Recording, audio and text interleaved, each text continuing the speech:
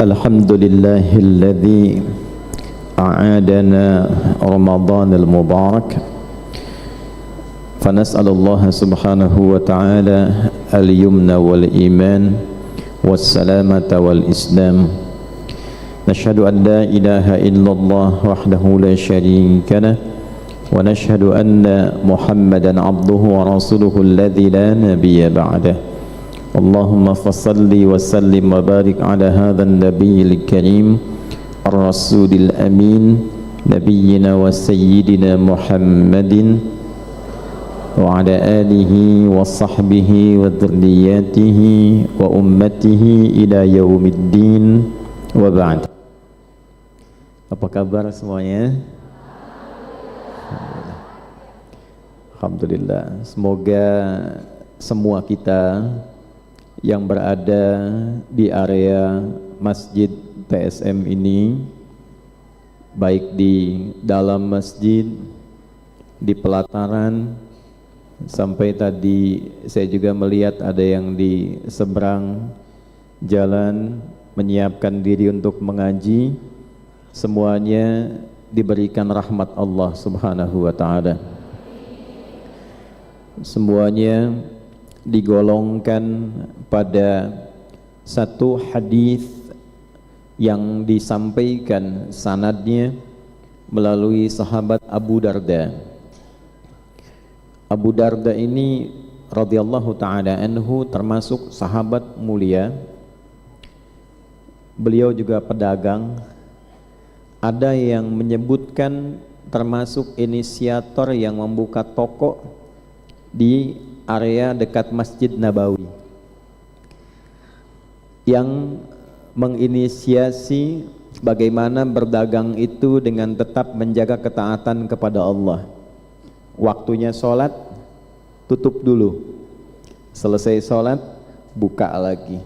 Jadi kalau ada kebiasaan sekarang di area Masjid Suci Nabawi misalnya, atau Masjidil Haram, ada toko-toko, kalau mendekati waktu sholat tutup atau dibiarkan kemudian balik lagi, salah satu sanad periwayatannya itu tersambung ke sahabat Abu Darda. Beliau punya anak perempuan terkenal, cantik, pintar, gesit, rajin ibadah, namanya Darda, makanya dikenal dengan Abu Darda. Dari riwayat mengatakan demikian. Kemudian ingin dipinang oleh salah seorang pejabat, taruhlah sekarang levelnya gubernur gitu. Gubernurnya tampan, kaya, dan baik. Pertanyaan saya, kalau ibu punya anak perempuan dipinang oleh seorang pejabat yang tampan, kaya, dan baik, diterima atau tidak ditolak? Terima ya? Oh iya, kan ada yang belum menikah juga ya. Diterima, baik. Perhatikan pertimbangan ini. Ternyata beliau dengan halus sekali menimbang kemaslahatan pendidikan yang telah diberikan pada anak perempuannya, ditimbang dengan kesibukan yang sedang dijalani oleh pejabat itu di masa itu. Jadi jangan dikiaskan pada kehidupan sekarang ya, tapi nanti diambil situasinya untuk mengambil ibrah dalam kehidupan. Beliau mengatakan begini, anak saya ini saya didik, saya rawat sampai kenal Allah. Saking kenal merasa terhubungnya dengan Allah, dia rutin menunaikan puasa sunnahnya, rutin menunaikan tahajudnya. Saya khawatir ketika harus mendampingi kesibukan Anda, dia akan kehilangan hal-hal yang telah saya didikkan selama ini pada kehidupannya. Jadi kemudian diarahkanlah kepada pilihan-pilihan lain yang mungkin akan lebih bisa mendampingi kesibukannya. Dalam kesibukan itu masih bisa terjaga sesuai dengan level amalnya untuk mendekat kepada Allah Subhanahu wa ta'ala. Itu bahasa yang sangat halus, bukan berarti merubah kebiasaan, tapi ayahnya melihat ada investasi yang dititipkan kepada anaknya berupa ibadah-ibadah tertentu untuk menjadi bekal kebanggaan bagi keluarganya saat dibawa pulang. Dan qadarullah, keadaan itu tidak tepat situasinya dengan jabatan yang diemban pada masa itu. Mungkin ada yang lain yang lebih tepat dengan amal-amal tertentu. Nah, poin yang didapatkan apa? Bukan larangan menikah dengan kalangan tertentu. Apakah birokrat, apakah pejabat, apakah diplomat, apakah ustadz, tidak. Yang dimaksudkan, berusahalah setiap orang tua itu mendidik anak dengan baik dan memastikan dia berkeluarga dengan baik, yang kebaikannya bisa menjadi investasi bagi keluarganya saat dibawa pulang menghadap kepada Allah Subhanahu wa taala. Karena nanti ada anak-anak yang dibanggakan saat hisab, yang melipat gandakan amalan orang tua, yang dengan itulah kemudian ia menggenggam tangan orang tuanya menuju surga. 13 Ar-Ra'du, sabartum fa ni'ma uqbad dar. Ada ayatnya? Jannatu 'adni yadkhulunaha. Ada sekelompok anak yang dimuliakan oleh Allah cara masuk surganya. Jadi surga itu digambarkan di dalam Al-Quran ada 8 tingkatan, 8 pintu. Nanti pintu ini yang dimaksudkan pintu amal, Bu. Misalnya yang rajin puasa nanti masuknya lewat pintu Ar-Rayyan namanya. Rajin tahajud, babut tahajud. Ketika dibuka pintu itu nanti ada nama-namanya. Misalnya ada surga Darussalam, ada surga Jannatun Na'im, ada surga Aden tamannya. Puncaknya ada Firdaus di atasnya. Yang tengah-tengahnya ini yang surga Aden, tamannya indah. Jadi nanti ada yang masuknya lewat langsung tengah, naik ke atas sampai ke puncaknya. Nah, ada anak-anak yang saat di dunianya oleh orang tuanya, ayahnya, ibunya itu dididik untuk menjadi kebanggaan saat pulang ke akhirat, membawa orang tuanya dibanggakan di hadapan Allah. Jadi ada orang tua yang mendidik anak supaya sukses dunianya, ada orang tua yang mendidik anaknya supaya sukses dunia akhiratnya. Nah, ini pernyataan Al-Quran demikian. Jadi tidak ada orang tua mendidik sukses anak untuk akhirat kecuali dunianya pun ikut. Ini bahasa Quran ya, Bu. Jadi kalau ibu mendidik anak untuk dunia saja, dapat dunia. Itu ada di Al-Quran surah kedua Al-Baqarah di ayat ke-200. Wa minan nasi may yaqulu rabbana atina fid dunya, bukan. Ikut dulu ya, tenang. Wa minan nasi may yaqulu rabbana atina fid dunya wa ma lahu fil akhirati min khalaq. Ada orang tua, ada manusia pada umumnya yang orientasi hidup di dunianya mengejar dunia saja. Doanya pun untuk dunia. Dagangnya sukses, sekolahnya sukses, bisnisnya sukses, karirnya sukses, sukses. Tapi karena orientasinya untuk dunia saja, dapatnya dunia. Akhirat tidak berlaku. Tapi ada di antara mereka yang punya visi hebat. Ayat 201-nya.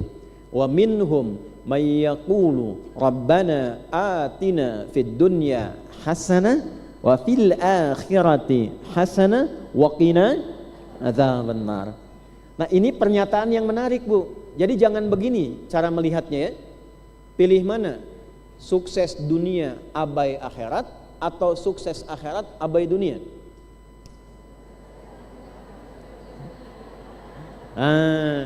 Itu pilihan yang keliru.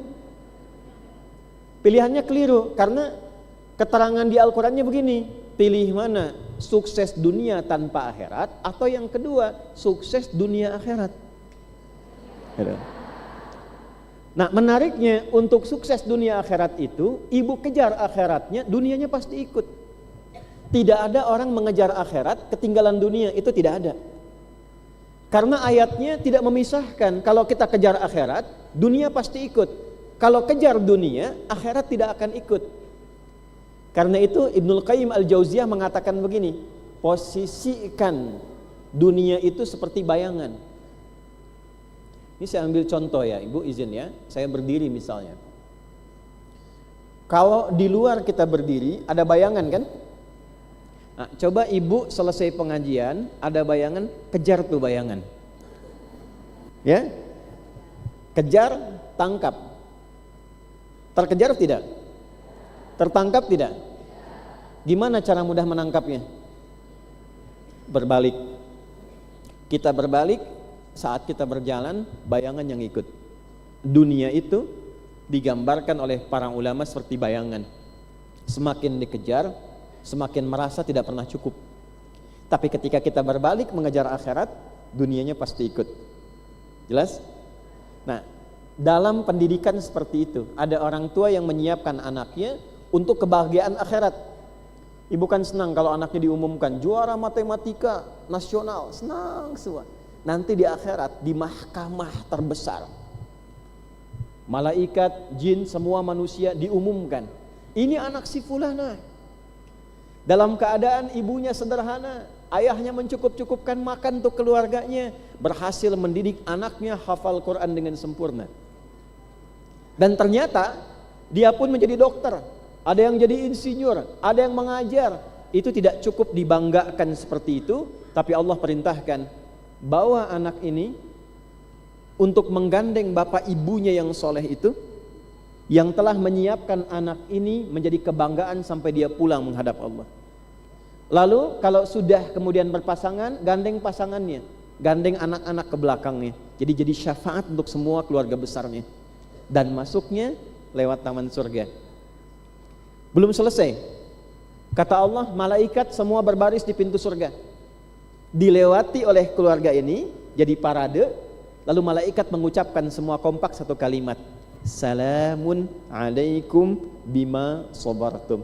Selamat ya keluarga besar, karena Anda sabar meniti jalan ini sampai berpulang dalam keadaan yang sangat mulia. Jadi terkadang Bu, capek itu mesti ada, karena di situ kita menemukan sabar, dan dalam sabarlah kita merasakan kedekatan dengan Allah.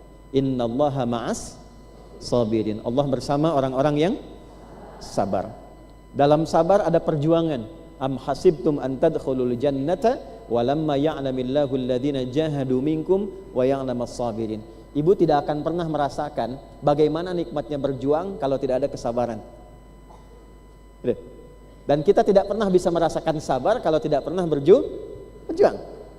Karena itu kalau menyekolahkan anak, sabar. Kalau belajar Quran, sabar. Bangun malam, sabar. Ada waktunya setelah semua sabar itu, datanglah syukur yang tidak pernah ada batasnya. Maka kata malaikat, silahkan nikmati tempat terindah ini yang belum pernah dijamah. Fani'ma uqbad dar. Nah, Abu Darda, kembali ke hadis tadi, mengambil jalan ini, menata keluarganya, anak perempuannya, disiapkan bukan hanya baik untuk dunianya, tapi juga maslahat untuk akhiratnya. Beliau melihat maslahat untuk pejabat tadi, takutnya terganggu dengan kebiasaan anak. Pekerjaan di jabatannya tidak tuntas, kebiasaan ini tidak baik untuknya. Maka apa yang terjadi kemudian? Berjalan dengan itu, dididik anaknya yang tadi mendapatkan bagian jodohnya. Dan salah satu hadis yang diriwayatkan oleh beliau, ini yang akan saya sampaikan. Dari Nabi SAW, Nabi menyampaikan, man salaka tariqa yaltamisu fihi ilma sahhalallahu lahu tariqan ilal jannah. Siapapun yang meniatkan dan menyiapkan,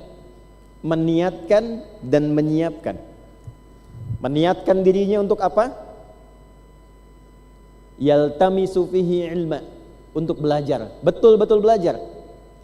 Jadi ada lamasa, ada massa, ada iltamasa. Itu berbeda. Ini ada tisu. Saya pegang begini. Ini lamasa namanya. Oke? Kemudian saya lihat ada gelas, ada air misalnya di dalamnya. Ini saya buka sedikit ya. Saya tidak sentuh, hanya melihat saja. Hausnya terasa hilang. Pernah melihat begitu? Sedang kehausan, tiba-tiba lihat iklan di TV tentang minuman ya. Terus hausnya sedikit hilang. Itu massa namanya. Jelas? Ada sentuhan yang tidak langsung kita sentuh secara fisik, tapi membekas kepada jiwa. Ibu sedang puasa, tiba-tiba dengar azan, Allahu Akbar, setengah hausnya hilang kan? Ya kan? Makanya ada kegembiraan orang puasa ketika tiba puasanya. Kenapa? Dhahabat dhama'u, belum minum pun hausnya hilang. Jelas? Itu massa. Tapi kalau Anda bersungguh-sungguh menyiapkan diri untuk menyentuh sesuatu,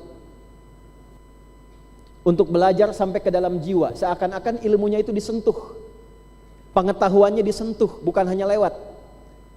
Ya, itu tambah alif dan ta dari lamasa menjadi iltamasa. Ada orang yang belajarnya berusaha memahami materi itu sehingga seakan-akan materi itu terpegang oleh dirinya, saking pahamnya, tersentuh oleh dirinya. Karena itu ada yang bawa catatan, ada yang berupaya merekam, ada yang fokus untuk bisa mendapati itu.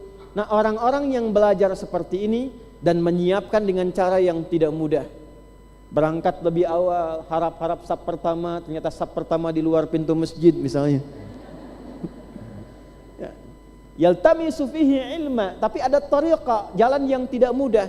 Itu setiap peluhnya, mau Anda di dalam, mau Anda di luar, setiap keringatnya, perjuangannya, kalau model belajarnya seperti ini, itu Allah perintahkan pada malaikat, catat ringan langkahnya untuk ke majlis ilmu itu, untuk meringankan langkahnya ke surga saat beratnya hisab. Dan itu tidak cukup dengan amin.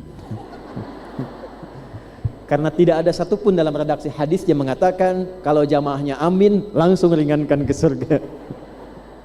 Itu butuh kita mulai dulu, kita fokus dulu.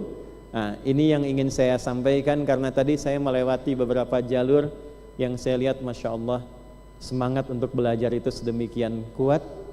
Saya berharap niatkan semua karena Allah, bukan karena pengajiannya, bukan karena tempatnya, bukan karena ustadznya. Perbaiki dulu niatnya sebelum kita mulai supaya ilmunya jadi cahaya. Kalau ilmu jadi cahaya, dibimbing jadi paham. Kalau sudah paham, insya Allah mudah untuk diamalkan. Siap untuk belajar? Baik, mari kita mulai. Bismillahirrahmanirrahim. Pedoman Ramadan untuk muslimah. Ada 3 yang insya Allah kita bahas di pagi menjelang siang ini. Pertama, keutamaan Ramadan. Yang kedua, kurikulum Ramadan untuk muslimah, untuk perempuan. Nanti laki-laki juga boleh belajar untuk mengetahui ini sehingga diterapkan di keluarganya. Dan yang ketiga, persoalan-persoalan khusus terkait muslimah atau perempuan yang berkaitan dengan Ramadan. Nanti kita lihat, misalnya kalau sedang haid, amalan apa yang dikerjakan selama puasa, ya, dan turunan-turunannya.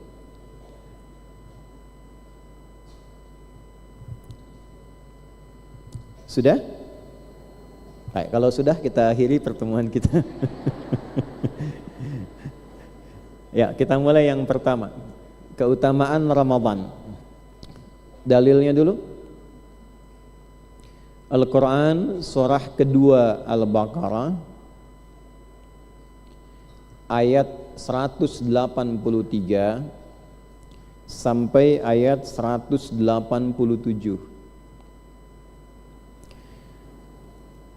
Mohon jangan dipotong secara parsial ya. Saya sering melihat kalau membahas tentang puasa itu fokusnya pada ayat 183. Puasa itu satu paket, ayat 183 sampai 187. Baik. Hadisnya kita ambil satu saja dulu ya. Hadis riwayat Al-Bukhari, nomor hadis 37. Kitabul Iman. Kita ambil yang itu dulu sebelum ke Kitabus Shaum. Nomor hadis berapa? 37. Periwayatnya sahabat Abu Hurairah radhiyallahu taala anhu.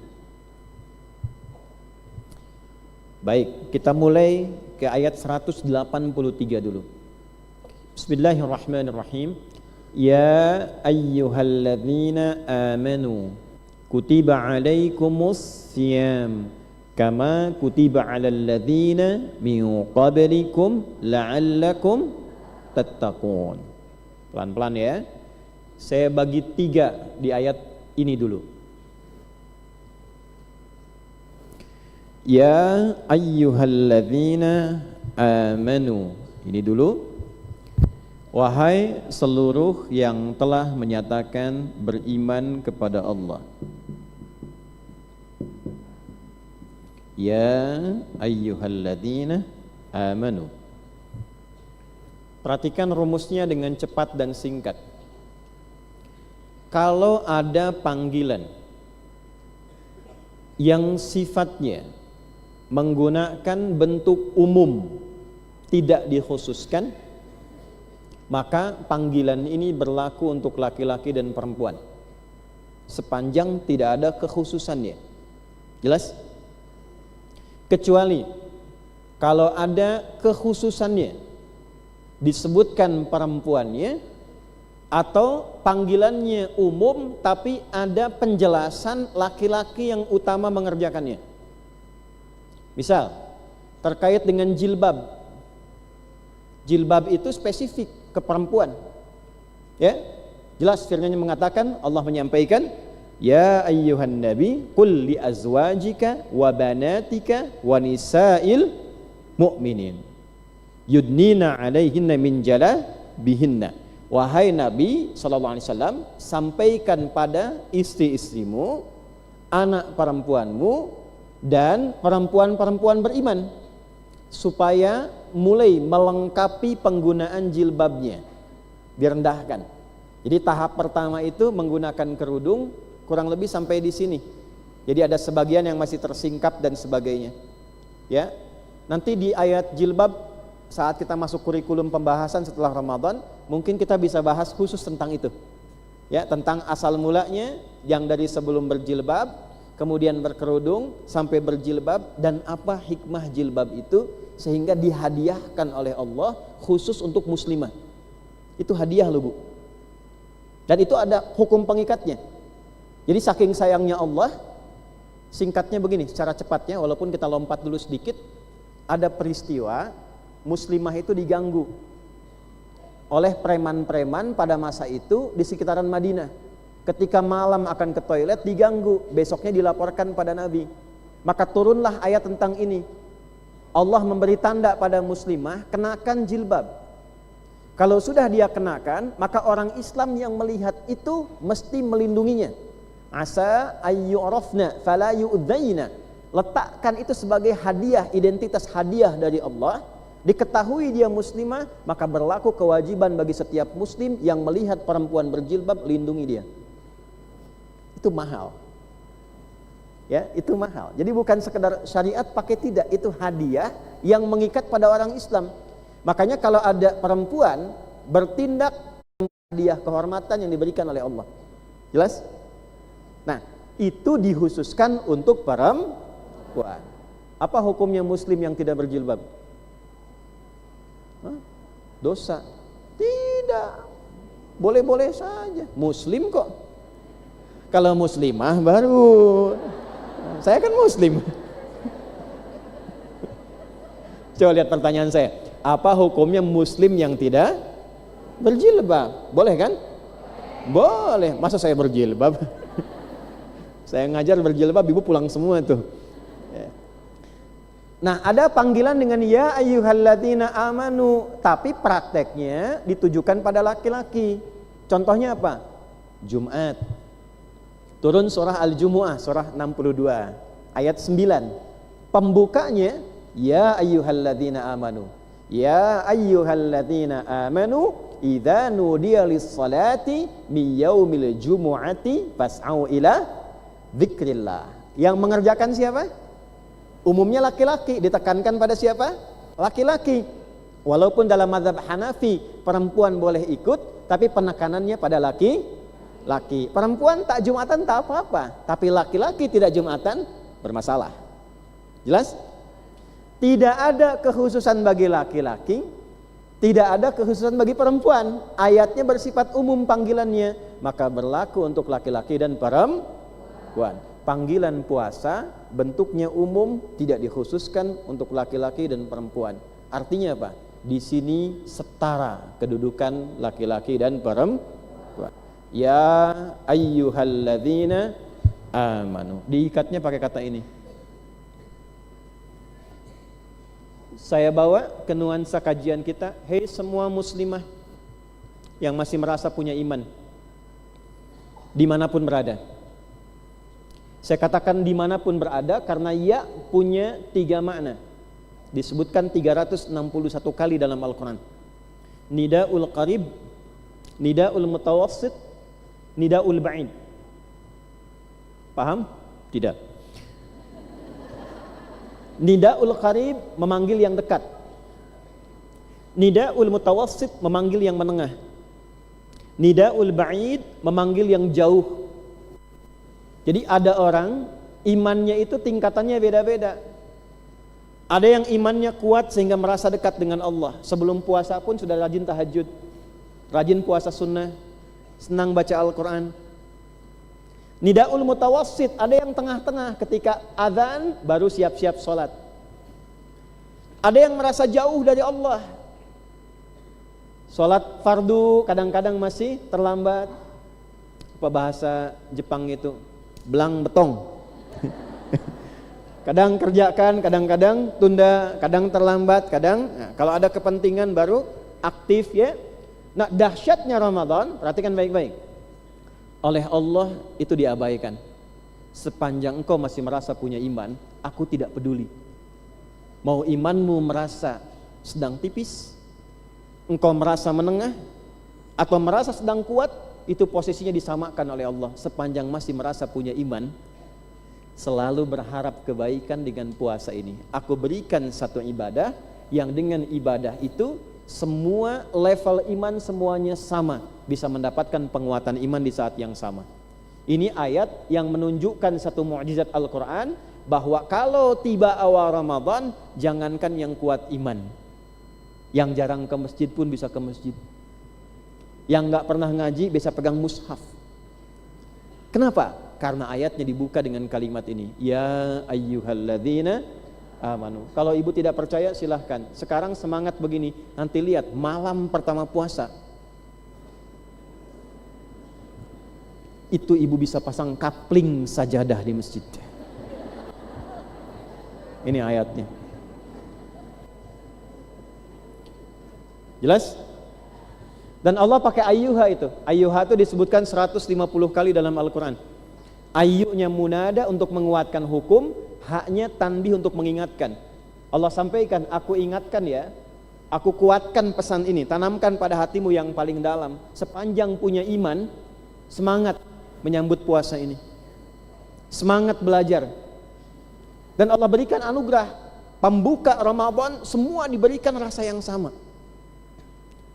Hanya problemnya begini, apakah anugerah Allah ini dijaga oleh semua muslimah sampai akhir Ramadan?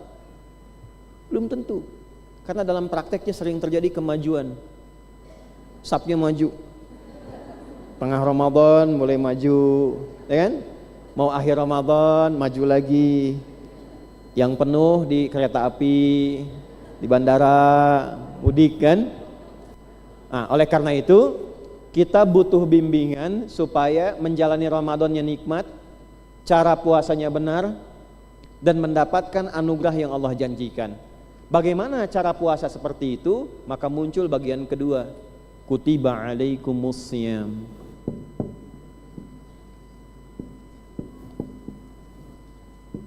Nih poinnya. As-siyam, bukan asyab, as-siyam.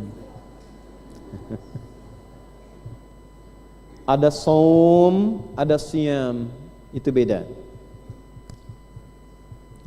Apa artinya siyam?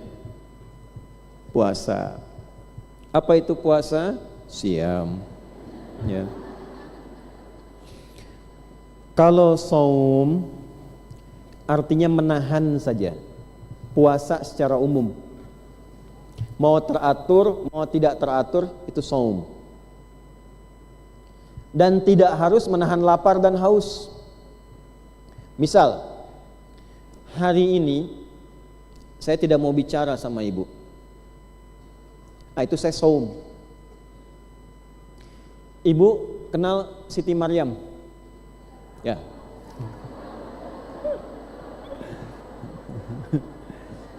Ya nggak apa-apa.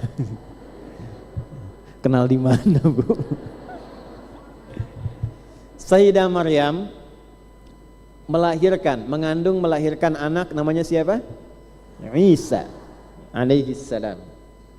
Isa diberi mukjizat oleh Allah. Mukjizat pertamanya adalah membela ibunya yang dituduh melakukan perbuatan menyimpang. Ibunya oleh Allah diminta diam, jangan bicara. Nanti biar anaknya yang menjelaskan, mengklarifikasi, sekaligus mengembalikan kehormatan ibunya. Ini tanda kalau ibu sedang difitnah, dijelek-jelekin, jangan banyak klarifikasi. Udah, diam aja. Ya, diam. Kecuali pada hal-hal penting yang harus diberikan informasinya, silahkan jelaskan. Setelah itu selesai. Semakin banyak diklarifikasi, semakin banyak dibuat konten, semakin tidak mudah diselesaikannya. Cukup berikan keterangan sekali, selesai. Atau biarkan pihak lain yang menerangkan bahwa kita tidak bersalah. Itu lebih bagus. Maka turunlah kemudian, lihat di Quran surah 19 di ayat 26. Inni nadhartu lirrahmani sauma. Ya, lihat kalimatnya. Aku sedang bernazar kepada Allah untuk saum. Apa saumnya? Falan ukallimal yauma insiya. Aku enggak bicara hari ini, diam. Jadi kalau ada orang masih makan tidak Sayyidah Maryam? Makan, lihat ayat sebelumnya. Goncangkan pohon kurma itu, nanti turun. Tusaqit alaiki rutaban janiyya. Nanti ketika digoncangkan pohon kurmanya, yang sudah matang itu jatuh, kurma-kurma enak, rutab namanya. Bagi yang sedang mengandung, ya, apalagi kandungan besar menjelang persalinan, kan makan nggak enak kan? Cari yang lembut-lembut. Yang paling enak itu kurma rutab. Kandungan glukosanya tinggi, kemudian juga di dalamnya ada penguat, dan itu lembut. Ketika lembut itu dikunyah, itu melancarkan persalinan juga. Itu di Quran ada ditemukan. Nah, makan boleh, minum boleh, yang tidak boleh jangan bicara hari itu, biarkan Isa yang bicara. Quran menggunakan kata saum. Jadi kalau digunakan kata saum, itu artinya menahan dalam makna yang sifatnya masih umum, dari apa saja. Dan itu hanya sekali disebutkan dalam Al-Quran, surah 19 ayat 26. Ya. Jadi kalau ibu hari ini makan, minum, pulang ke rumah, gak mau ngobrol dulu sama suami misalnya, ya,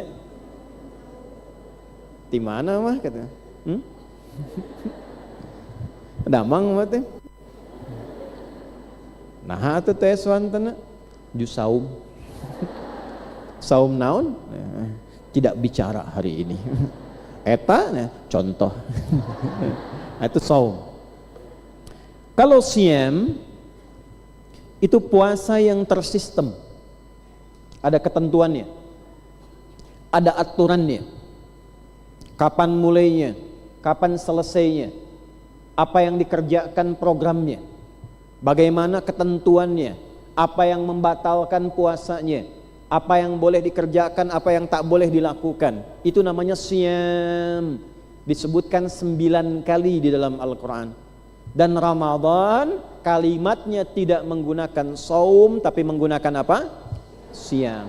Ketika menggunakan kata siyam, kaitannya dengan muslimah perempuan, artinya muslimah dalam menunaikan puasa Ramadan ini tidak puasa biasa.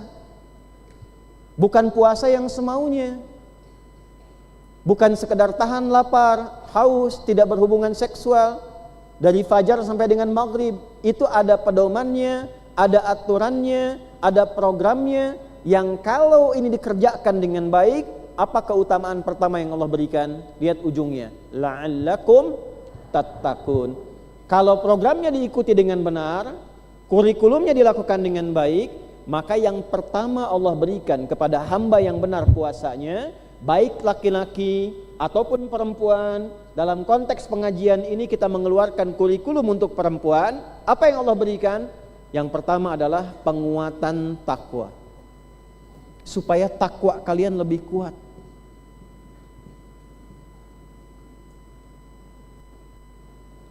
Takwa. Kata ini dan turunannya disebutkan 240 kali dalam Al-Quran.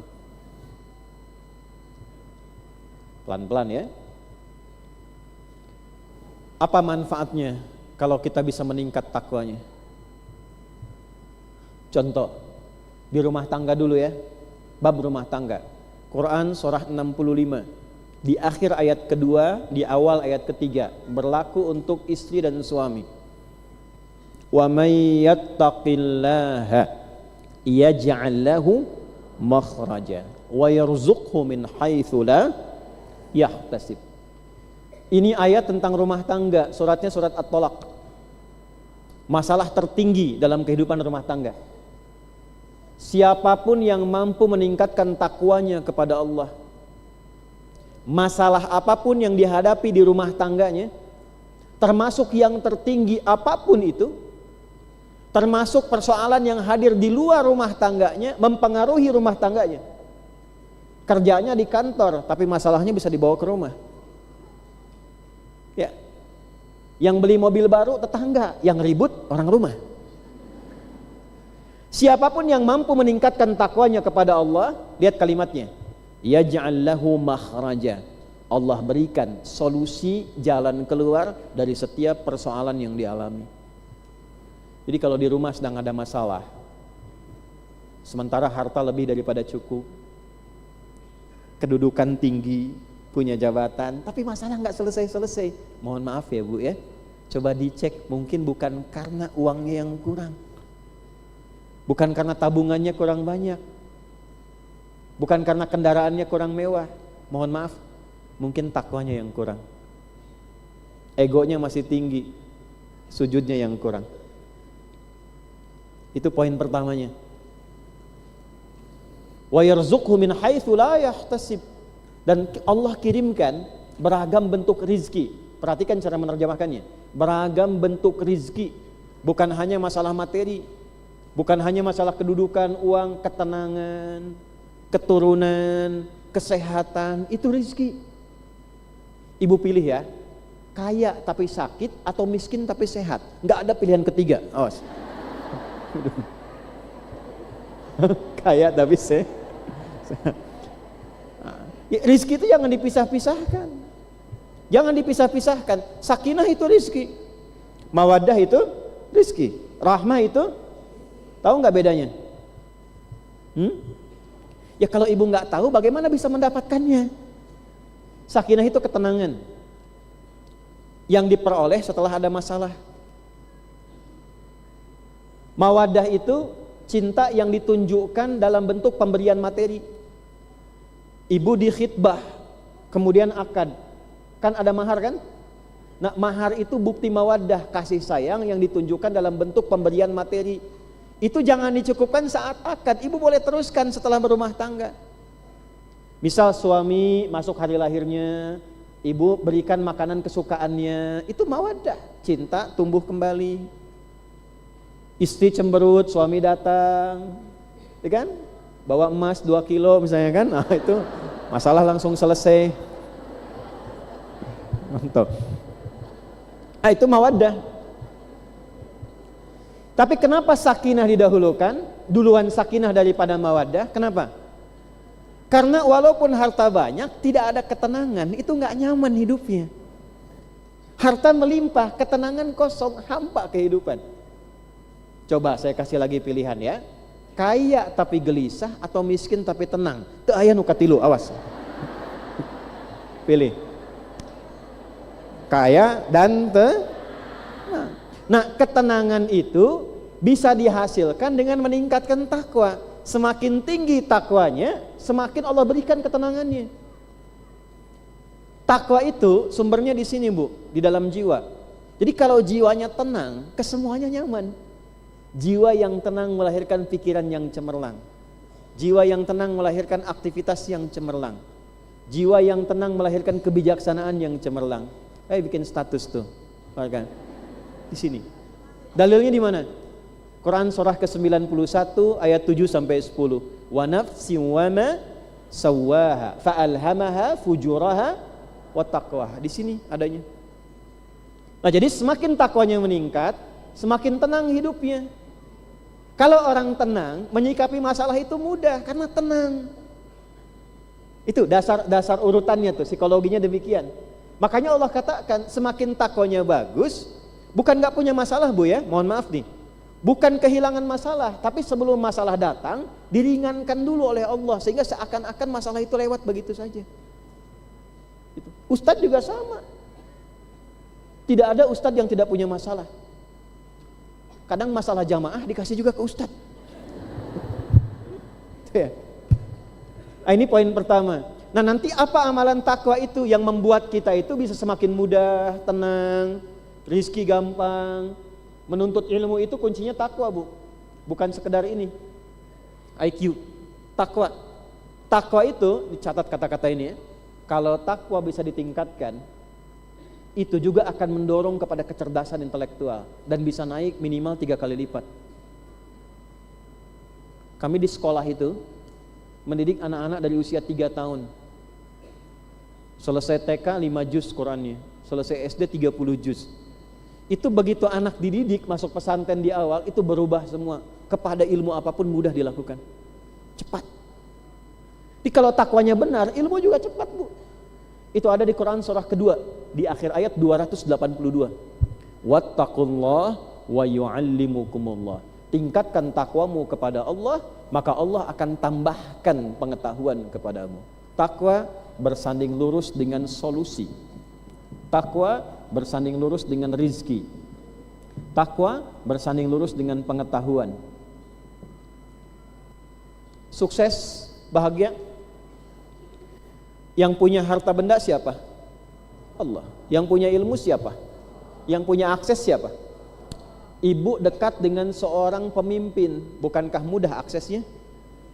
Ibu dekat dengan orang yang punya masjid ini, telepon langsung dapat jadwal. Dengan ibu dekat dengan Allah, apa yang sulit bagi Allah? Quran surah kedua di akhir ayat 189. Wattaqullaha la'allakum tuflihun. Kamu ingin bahagia, kamu ingin sukses, maka tingkatkan takwamu kepada Allah. Ini rumusnya. Sukses dan bahagia, success and happiness.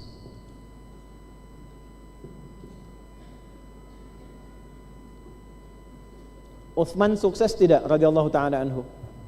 Sukses. Abdurrahman bin Auf sukses. Umar bin Khattab. Nah, pertanyaannya begini, kapan mereka bisa sukses? Ibu boleh lihat sejarah para sahabat ini sebelum masuk Islam dengan setelah masuk Islam. Bandingkan kesuksesannya, bandingkan kebahagiaannya, dan apa yang mereka kerjakan untuk bisa meraih ini.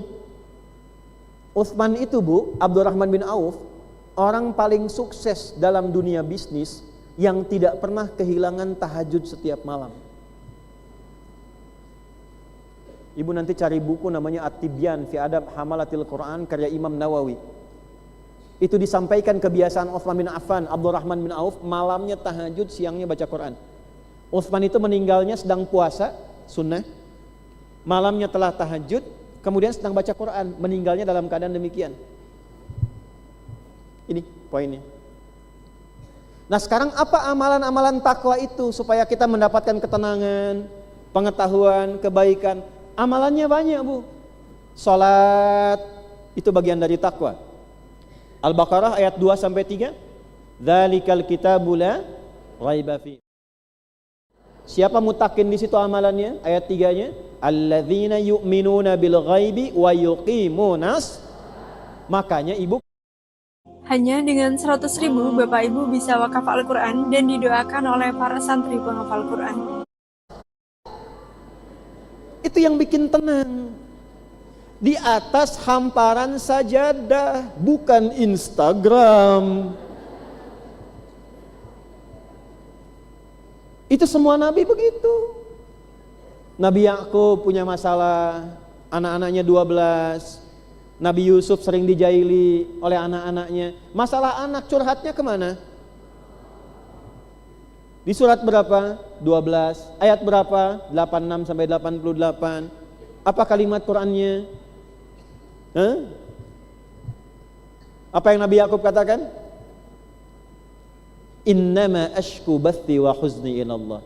Aku tuh kalau sedang ada masalah di rumah yang membuat ini sakit,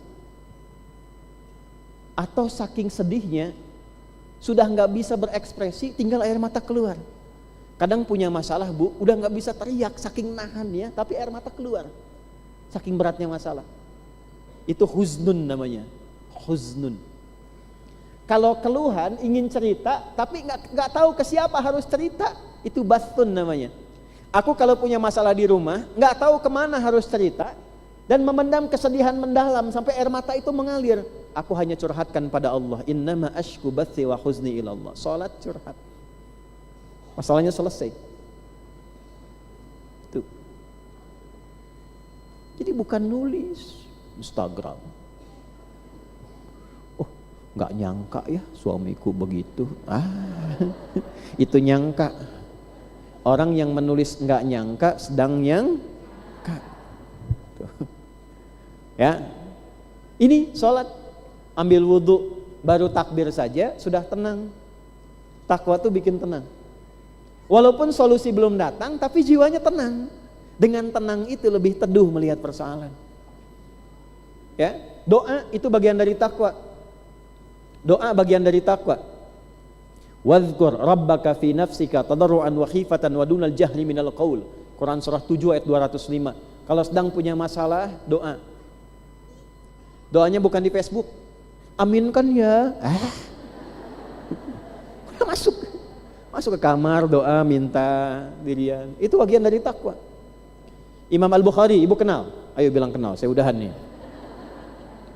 Itu matanya buta bu, sejak kecil, buta permanen, gak bisa lihat. Ibunya berdoa, minta sama Allah.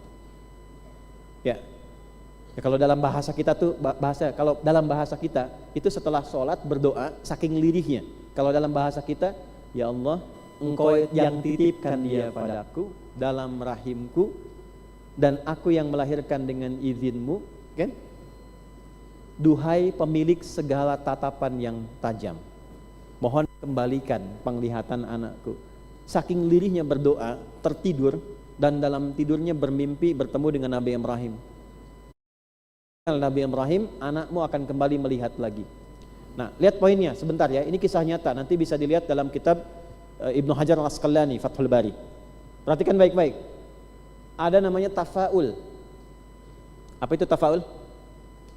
Tafaul itu memberi nama pada anak dengan tokoh para nabi atau orang-orang soleh untuk berharap mendapat percikan kesolehannya. Imam Al-Bukhari itu namanya bukan Bukhari, namanya Muhammad. Punya bapak namanya Ismail, punya kakek namanya Ibrahim, punya buyut namanya Al-Mughirah, punya eyang buyut namanya Al-Bardizbah. Tinggal di kecamatan Ju'fah, Kabupaten Bukhara, Provinsi Khorasan, negaranya Uzbekistan sekarang. Karena dari Bukhara, bukan dari Arab, maka dia mengenalkan, saya dari Bukhara ya. Rumusnya bagaimana? Tambahkan al di depannya, ujungnya tambah i, menjadi Al-Bukhari. Syekh Yasin dari Padang, ana Yasin Al-Padangi. Syekh Nawawi dari Banten, ana Nawawi Al-Bantani. Ibu misalnya, Bu Sukaesih misal, dari TSM, ya, ana Sukaesih Al-TSMI. Al-Bandungi Al-Jawa Barati misalnya. Tuh, gunakan itu. Nah, karena ada nama yang melekat pada Nabi Ibrahim, tafaul ke sana. Tafaul itu mengharap kebaikan, percikan kebaikannya. Ketika berdoa datang, apa yang terjadi? Dengan doa itulah penglihatan anaknya kembali lagi. Jadi takwa itu kalau benar-benar dilakukan, anugerahnya turun. Takwa itu kan membuat koneksi tersambung dengan Allah. Kalau koneksinya makin kuat, tidak ada sekat hubungan dengan Allah diberikan. Nah, untuk melatih itu, apa yang dikerjakan? Salat, doa, tadi, Quran, zikir, itu amalan takwa.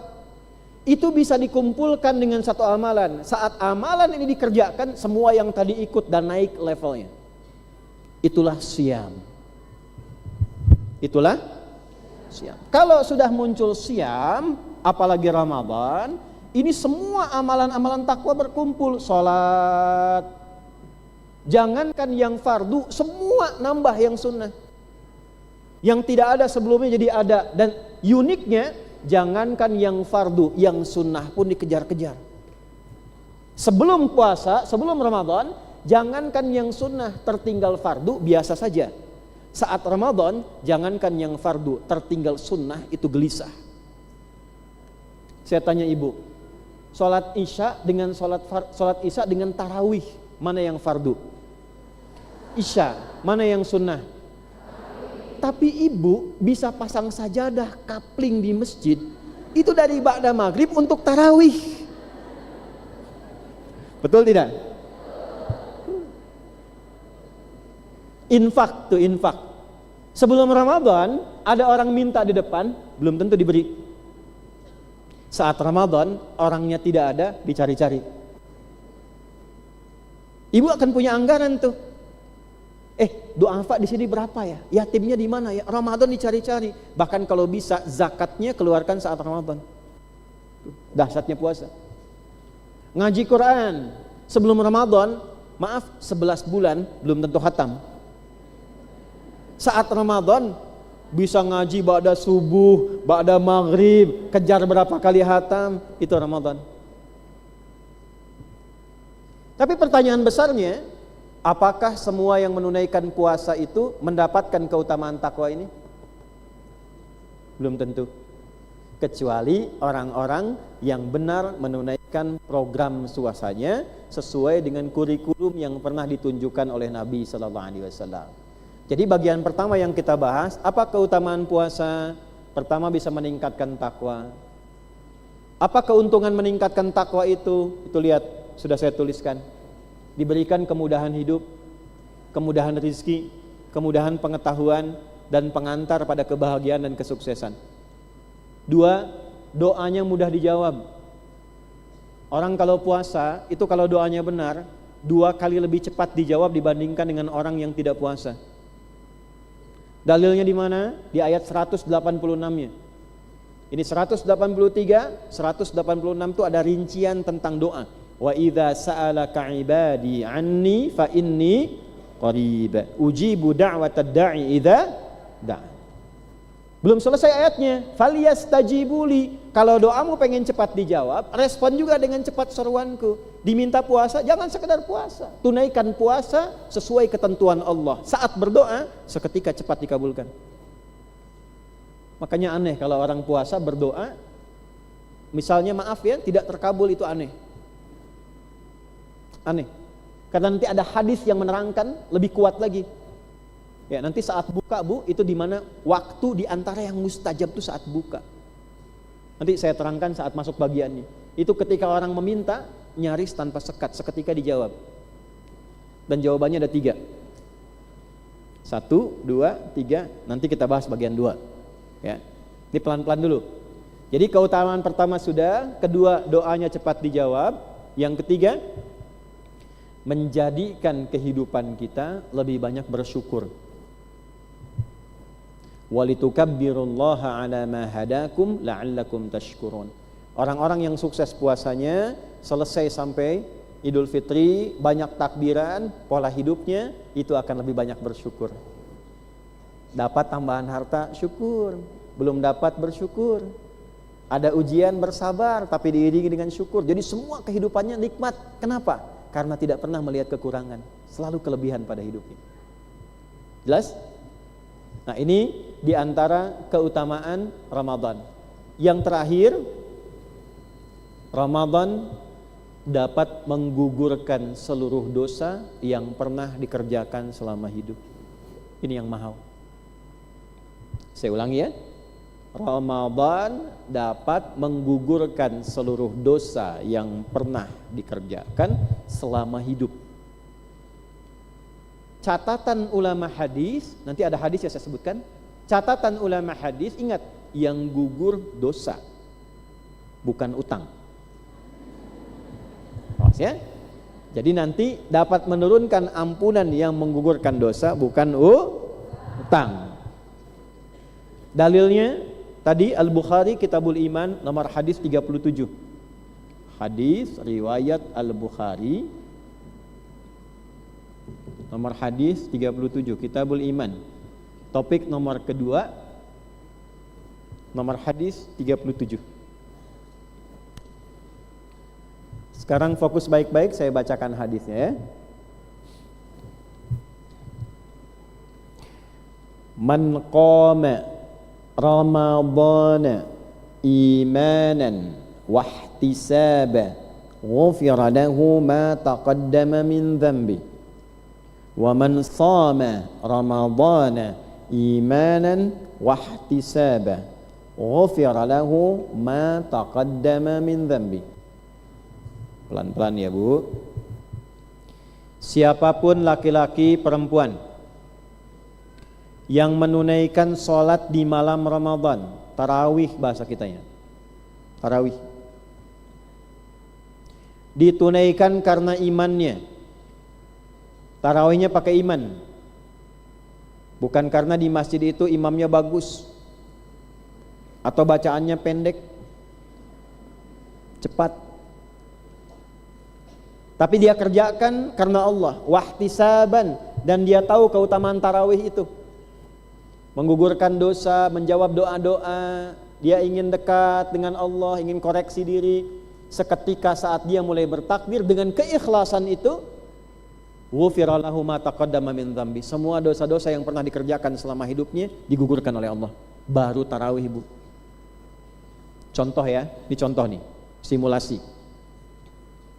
Misal besok puasa, kan malamnya tarawih dulu kan? Saat malam tarawih, baru ikut tarawih, belum puasa besoknya. Ramadan itu kan satu paket, ada siang ada malam. Malamnya tarawih, baru takbir dengan niat iman dan ihtisab tadi, karena Allah, karena ingin dapat keutamaan Ramadan. Begitu Allahu Akbar, nih, baru Allahu Akbar kabira, baru Allahumma ba'id, atau langsung Fatihah, tiba-tiba meninggal misalnya. Itu meninggal dalam keadaan bersih, gugur semua dosa yang pernah dikerjakan seumur hidup. Hadisnya ini. Dan itu tidak ada Bu selain Ramadan. Nah, kalau ibu pengen ngegambarkan keutamaannya, ginilah. Sampai hari ini kita duduk di sini, berapa dosa yang telah dikumpulkan? Banyak? Kira-kira kalau ada amal soleh dengan amal salah sampai pagi ini, banyak mana ibu? Banyak salahnya, banyak solehnya? Salah. Siapa yang mau ke surga? Angkat tangan. Siapa yang mau surga Firdaus? Siapa yang banyak salahnya? Nih Bu, ini info aja ya, sekedar informasi. Bu tahu Nabi Adam kan? Orang tua kita. Nabi Adam itu tinggal di surga, salahnya satu, keluar. Ibu salah banyak, pengen masuk. Bu tahu Siti Hawa kan? Ya Sayyidah Hawa kan? Salahnya kan satu, keluar dari surga. Tadi saya tanya, ibu salahnya banyak gak? Banyak, pengen masuk. Kira-kira gimana? Cuma kita itu bersyukur punya Tuhan namanya Allah, punya sifat Rahman dan itu yang gak dipunyai oleh siapapun, karena hanya milik prerogatif Tuhan yang hak. Kita bersyukur punya Tuhan Allah itu. Taubat gak usah bayar. Coba cari ketentuan, satu ayat di Quran. Kalau pengen kamu tobat, dosa mata 1 juta, dosa telinga 2 juta. Nggak ada. Asal niat pengen jadi orang benar, taba wa aslaha, menyesali perbuatan salahnya, berjanji tidak mengulangi, berusaha berubah jadi lebih baik, tidak suka pada keburukan yang telah dia kerjakan sebelumnya. Turun ampunan Allah, gugur keburukan sebelumnya. Ramadan spesial. Ada orang dalam hadis itu ilustrasinya begini. Dia merasa banyak salah tapi dia pengen berubah. Saking pengen berubahnya, dia menjemput anugerah Allah. Ini Ramadan bulan perubahan. Malam-malam dia sudah siap-siap. Kenakan pakaian terbaiknya. Dia tunaikan sholat dengan baik. Dia kejar keutamaannya. Begitu takbir, Allahu Akbar, baru dekap, baru iftitah. Tiba-tiba ajal menjemputnya datang. Misal ajal, belum puasa besoknya, baru dapat Ramadan malamnya, baru takbir. Itu seketika diberikan ampunan Allah. Mau begitu ibu? Nanti malam pertama puasa ya, kan sekarang belum masuk. Itu pun kalau tiba ajalnya, kalau belum kan masih berjuang. Ya. Tapi saya tuh suka ini Bu, suka belajar merenung. Karena kalau sudah masuk Rajab, Sya'ban, itu seringkali ada orang-orang baik, soleh, solihah pulang. Sesuai ajal ya Bu ya, sesuai ajal.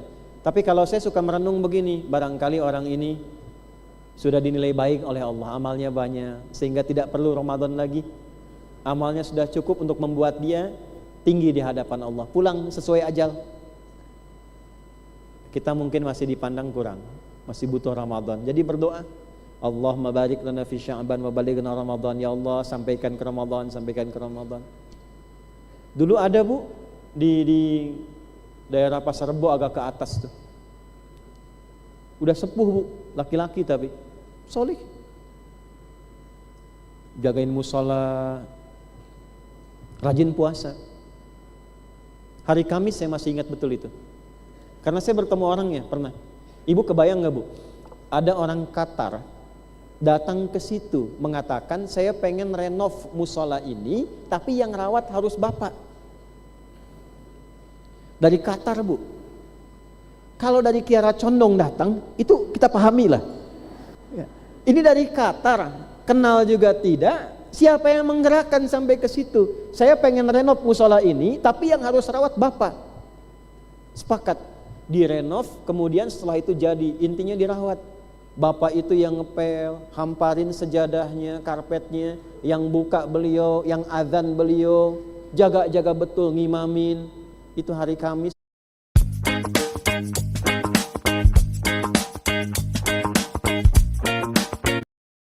Buka sandaran di karpet, tiduran merem-melek. Hari Kamis, hari baik, sedang puasa di tempat terbaik, setelah menunaikan sholat, dalam rangka menunggu buka.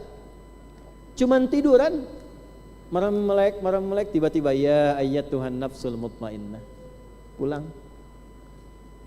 Meninggal dalam keadaan di musola yang dirawatnya, di hari yang baik, sedang puasa, dan meninggalnya hanya tiduran saja, merem-melek. Di belakang hati-hati yang merem-melek tuh. Karena temannya Kamis ini Senin. Saya amati tuh sudah ada yang merem-melek.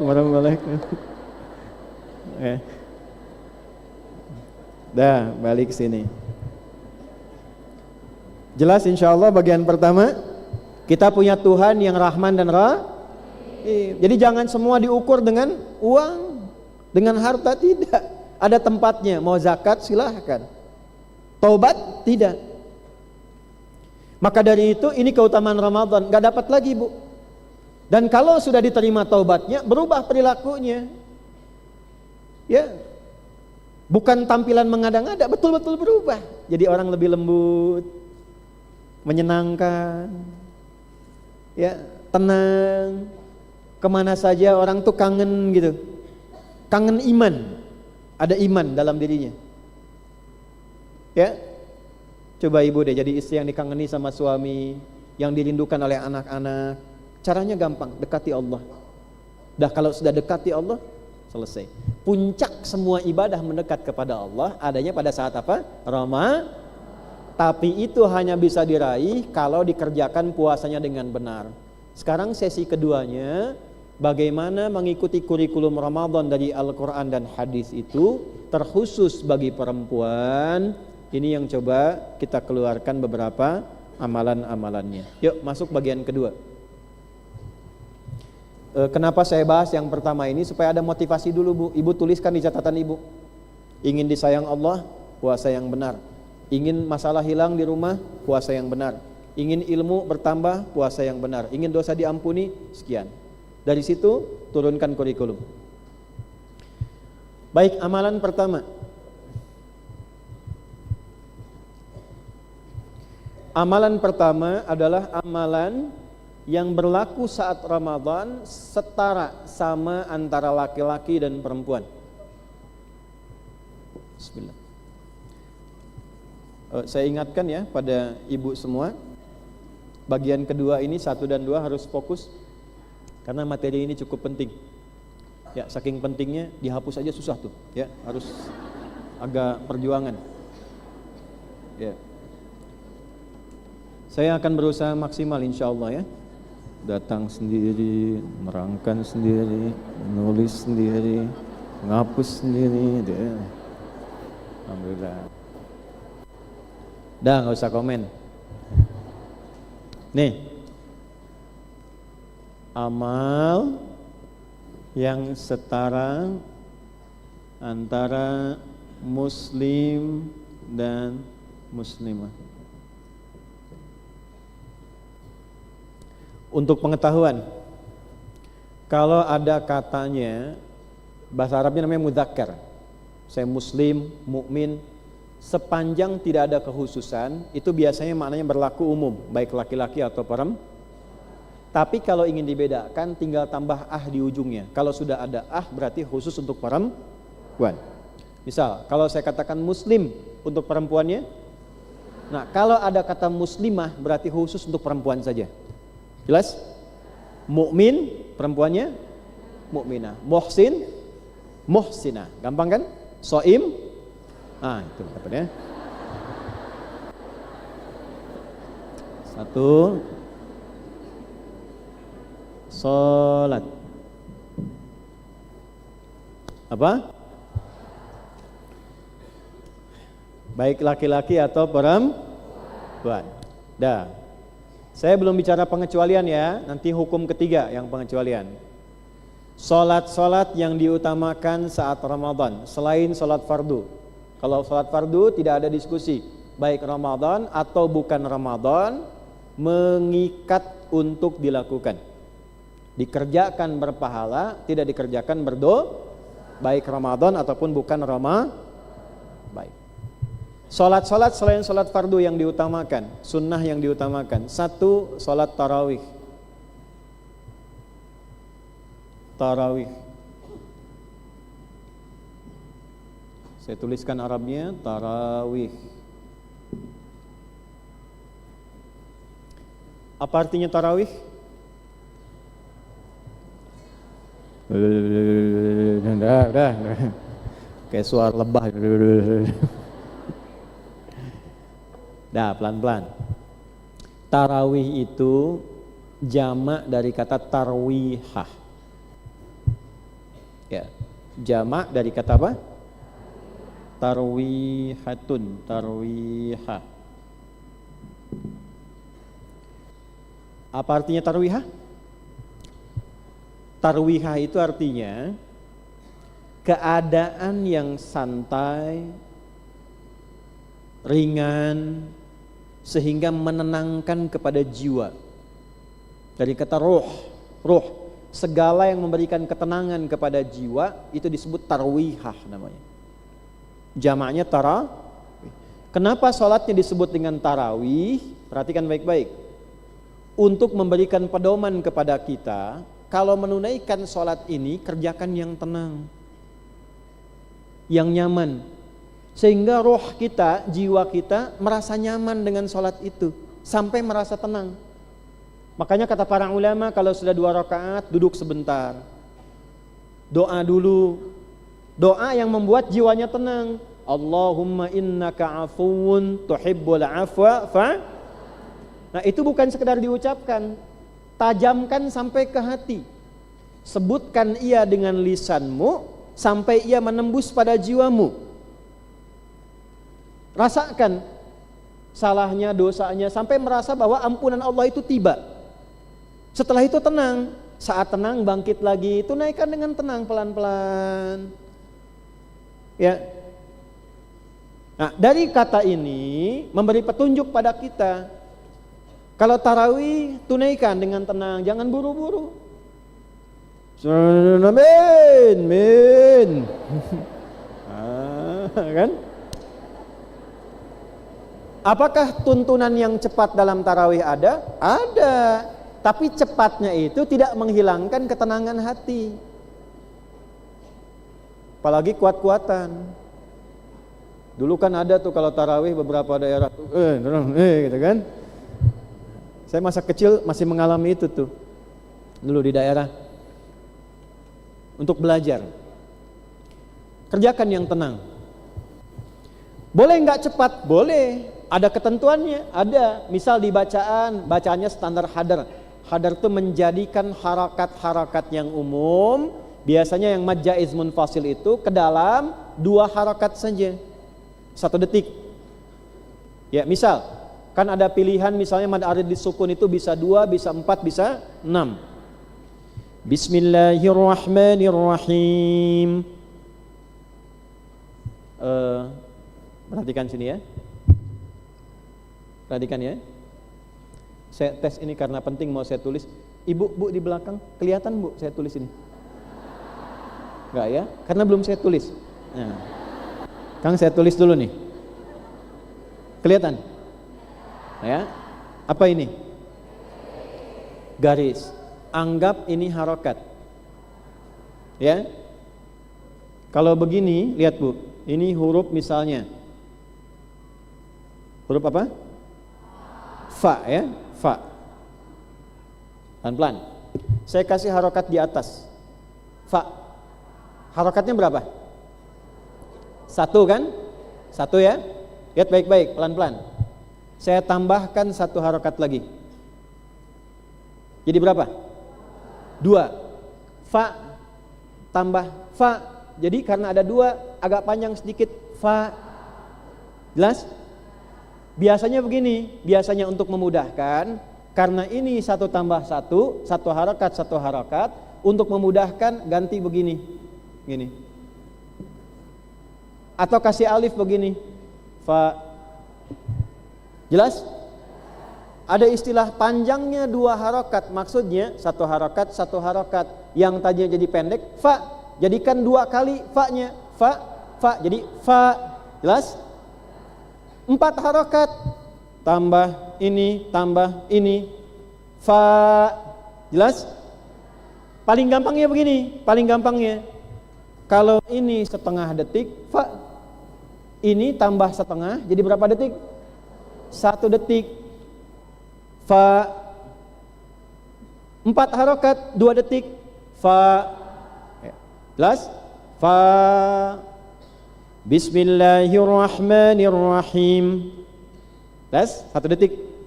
4 harokat 2 detik. Bismillahirrahmanirrahim. 6 harokat 3 detik. Bismillahirrahmanirrahim. Jelas?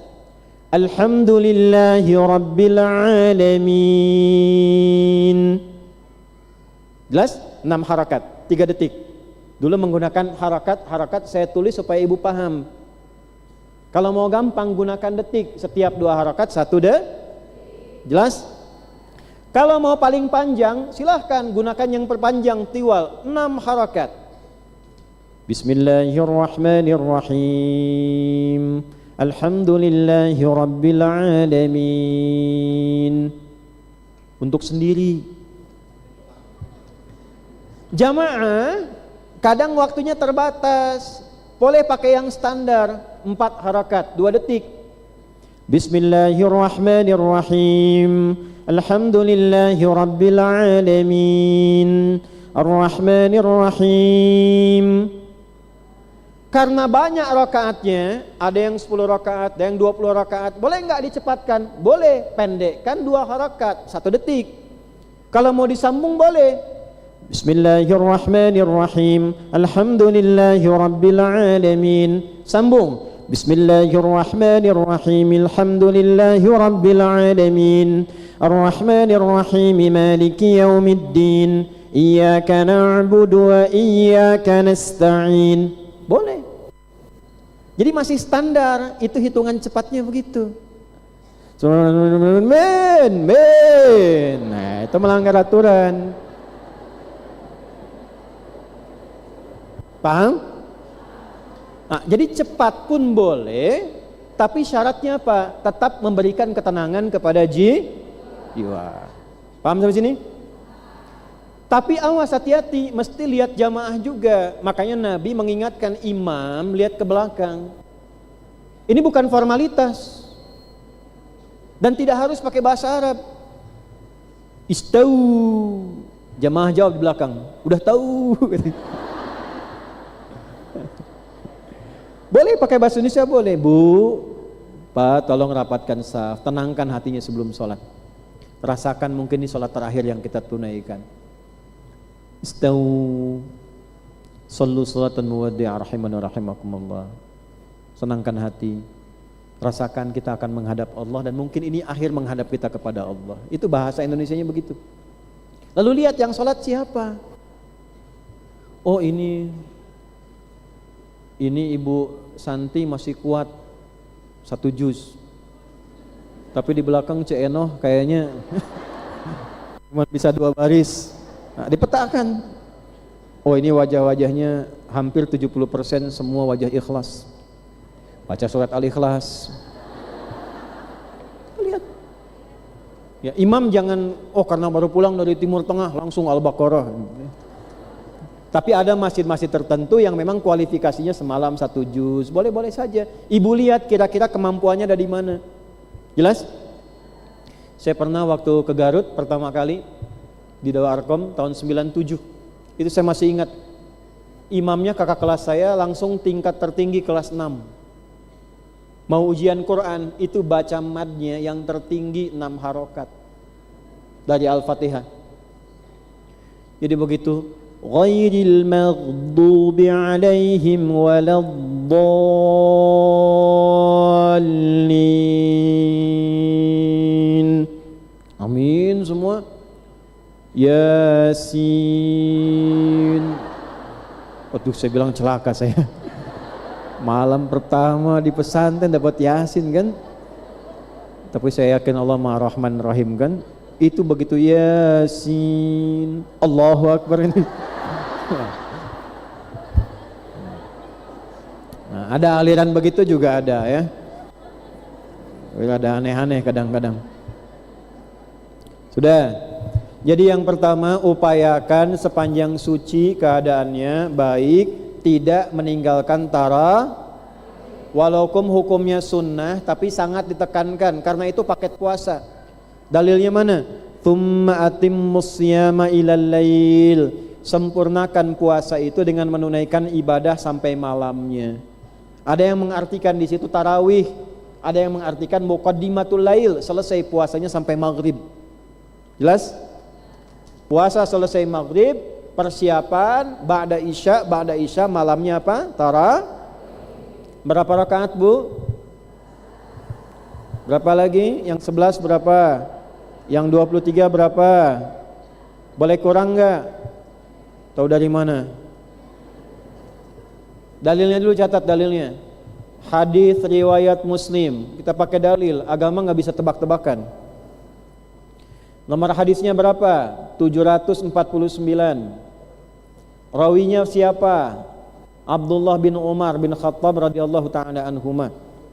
Dari Nabi sallallahu alaihi wasallam. Bunyinya bagaimana hadisnya? Qala sallallahu alaihi wasallam, salatul laili, salat malam itu. Yang dimaksud salat malam di sini bisa juga diterapkan dalam kesempatan karena dikerjakannya jadi lail itu malam. Waktunya, tolong lihat, dari ba'da isya sampai menjelang subuh terbentang. Upayakan tarik batas 20 menit sebelum subuh. Karena 20 menit sebelum subuh itu namanya berubah dari lail menjadi sahar. Dari lail menjadi apa? Sahar. Sahar, aktivitas yang dilakukan di waktu sahar namanya sahur. Jelas? Jadi dari ba'da isya, sekarang misalnya isya 19.27 misal di Bekasi ya. Di Bandung mungkin agak lebih maju sedikit. Misal 19.25 selesai isya jam 8 malam sampai jam 4:04 itu masih lail. Setelah itu sahar. Ya, lail artinya malam, terbentang waktunya silahkan. Artinya apa? Ibu mau ngerjakan ba'da isya langsung? Boleh. Mau tengah malam? Boleh. Mau ikut berjamaah? Boleh. Mau sendirian? Boleh. Yang penting upayakan tidak tertinggal menunaikan tarawih sepanjang keadaan suci. Jadi lail malam, jamaknya layali. Nanti di kesempatan lain kita temukan kata layali. Ya, untuk informasi ini, lail, layali, lili, lela, leli itu artinya malam. Ibu leli, ibu malam-malam. Salatul laili, salat malam itu, tarawih itu kalau dalam konteks Ramadan, masna, kerjakan dulu 2 rakaat.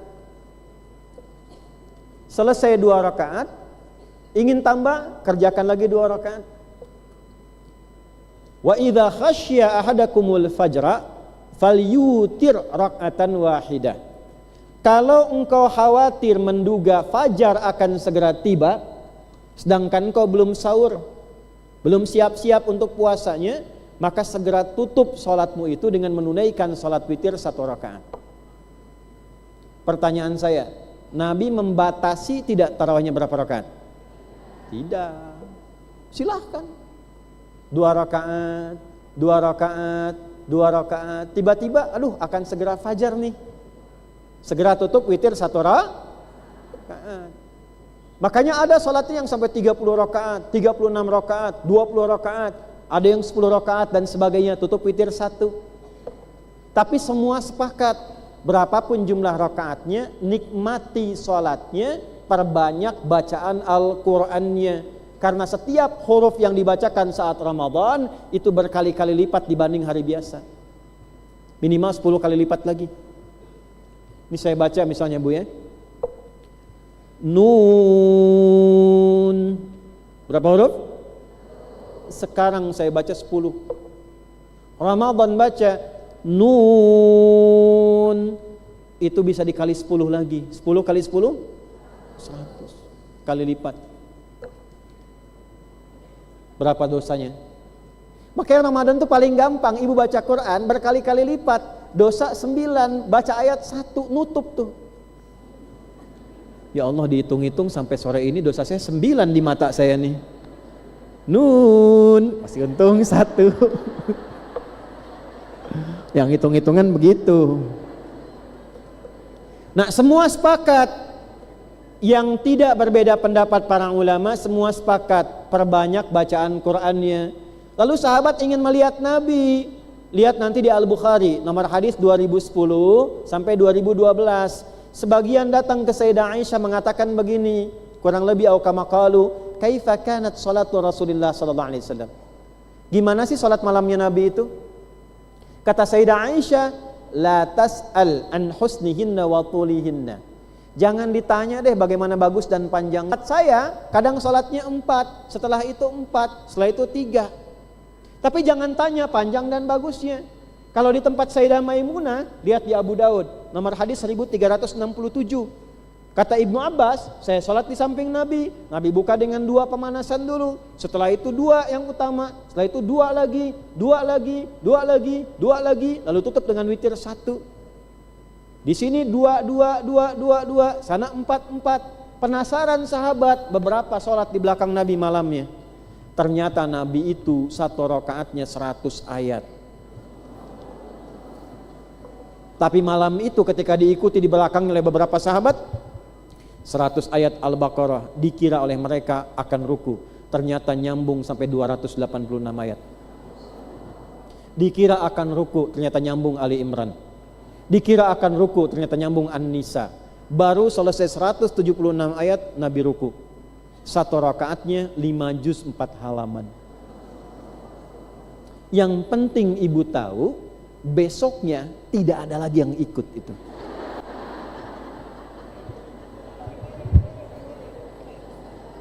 Tapi ulama sepakat, silahkan bacakan yang ringan, tapi berusaha perbanyak ayatnya. Faqra'u ma tayassara minal Quran. Kalau Nabi paling ringan 100 ayat, kita mungkin paling ringan bisa Wadduha, bisa Al-Insyirah. Makanya oleh para ulama dibedah, kalaupun tidak ada standar berapa banyak, mesti ada patokan yang paling ringan berapa. Sebab kalau enggak, nanti versinya masing-masing. Ada yang 2 udah-udahan. Rakaat pertama karena orangnya qul a'udzu birabbil falaq, qul a'udzu birabbin nas, witir qul huwallah.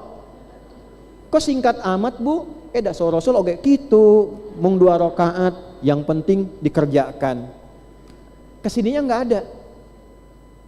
Maka dilihat standar, oh ini 10 plus 1 witir. Kelihatannya banyak 11, tapi 11 ini berapa jumlah ayat yang dibacakan Nabi? Kalau kurang lebih setiap malam 1 juz, 30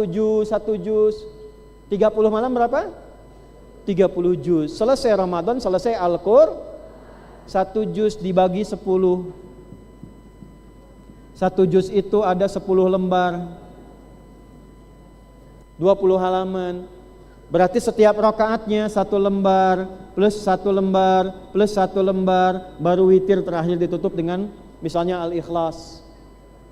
Berarti semalam 1 juz. Ternyata metode ini kadang-kadang begitu mau masuk pada rakaat yang kedua, kaki udah naik dikit begini. Amin dah berubah, amin. Udah mulai daham. Tuh kan? Kuliah ahlal kitab, macet. Kuliah belakang kuliah al-kafirun. Pengalaman ya. Akhirnya apa? Ulama melihat kalau ada pengen ringan, udah bagi 2 aja. Yang tadinya ini 1 lembar, bagi 2 lagi. Ini 1 halaman, 1 halaman, setengah lembar. Ini 1 bagi 2, ini 1 bagi 2, sampai 10 kali dikalikan 2. 10 kali 2 berapa? 20. Witirnya pun ini dipecah lagi jadi 3 supaya dibagi lagi suratnya, ayatnya jadi lebih pendek. Ini asalnya muncul 23. Jadi spiritnya apa? Semangatnya menambah rakaat itu bukan untuk mengurangi jumlah ayatnya. Tetap dijaga ayatnya sempurna, tapi lebih ringan berdirinya. Asalnya begitu. Anda kebayang nggak? Yang 11 rakaat hampir 1 jam. Ada yang 23, 7 menit. Atau dibalik, udah ngejar 11 misalnya, 15 menit ditunaikan. Makanya beda ke hatinya, lain. Jelas? Jadi jangan terjebak pada persoalan 11, 20 ini sekian, tidak. Yang paling penting kualitas tarawihnya menenangkan kepada jiwa. Sekarang sambungkan dengan hukum yang ketiga. Apa perbedaan laki-laki dan perempuan? Hukum pertama khusus untuk perempuan. Jika ada ketentuan yang mengikat perempuan berada di rumah, maka rumah lebih utama dibandingkan dengan masjid. Catat. Awas, ilmu harus tahu, sebab kalau nggak ada ilmu nanti perbandingannya salah. Misal, ada kewajiban merawat anak masih kecil-kecil. Kalau disertakan ke masjid, berpotensi mengganggu kehusyuan, baik untuk pribadi atau orang lain. Jangan paksakan ke masjid. Saf di rumah lebih utama dan nilainya sama dengan laki-laki yang ke masjid. Saya ulang ya. Perempuan yang memiliki kewajiban di rumah, menunaikan tarawih di rumah dengan niat menaati Allah dan Rasulnya, itu sama nilainya dengan laki-laki yang ke masjid. Ada perempuan Ansar di hadis Muslim, datang ke Nabi begini, ya Rasulullah, enak jadi laki-laki. Kamu kenapa? Kata Nabi itu. Mau haji kapan aja boleh. Mau safar, maksud kapan aja itu berangkat tanpa mahram. Bukan hajinya di luar Dzulhijjah, bukan, ya. Mau safar bebas, mau ke masjid nyaman. Lihat, kata Nabi, sampaikan pada teman-temanmu itu.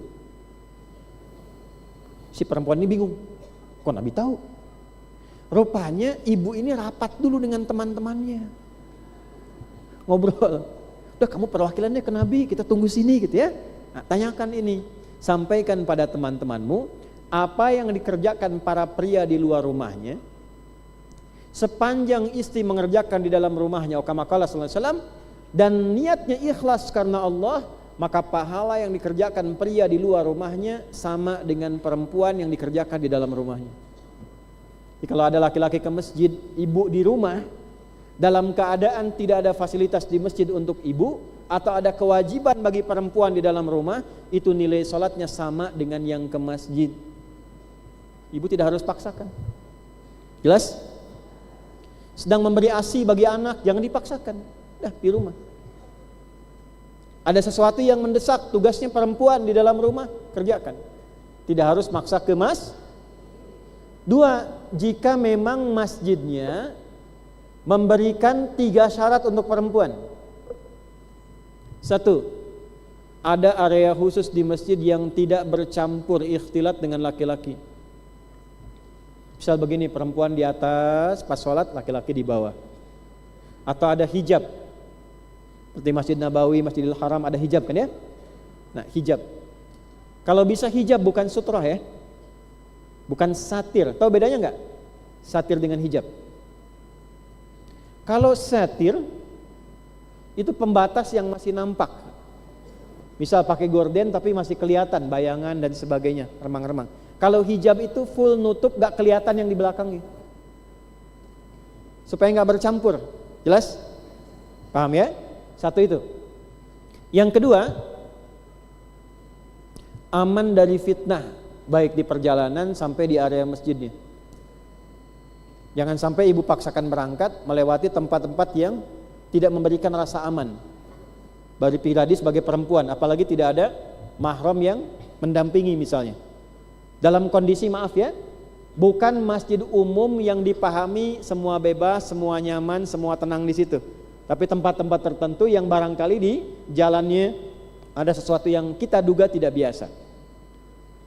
3, bisa diatasinya kewajiban yang berlaku di dalam rumah.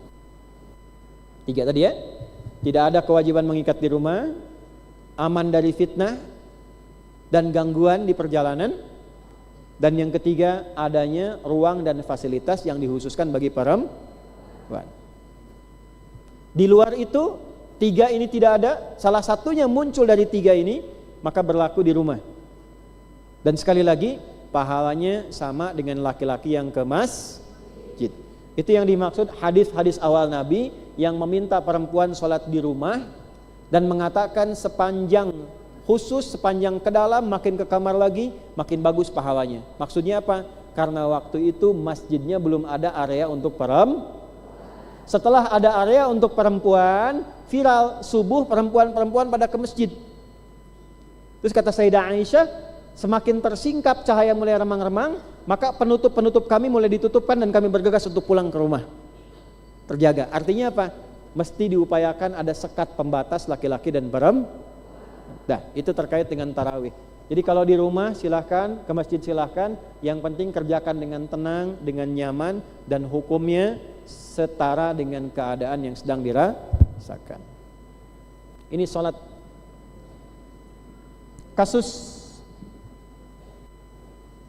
Kasus pertama, hukum haid, nifas dan mengandung serta menyusui. Haid, nifas setelah lahiran, sedang mengandung, 4 menyusui.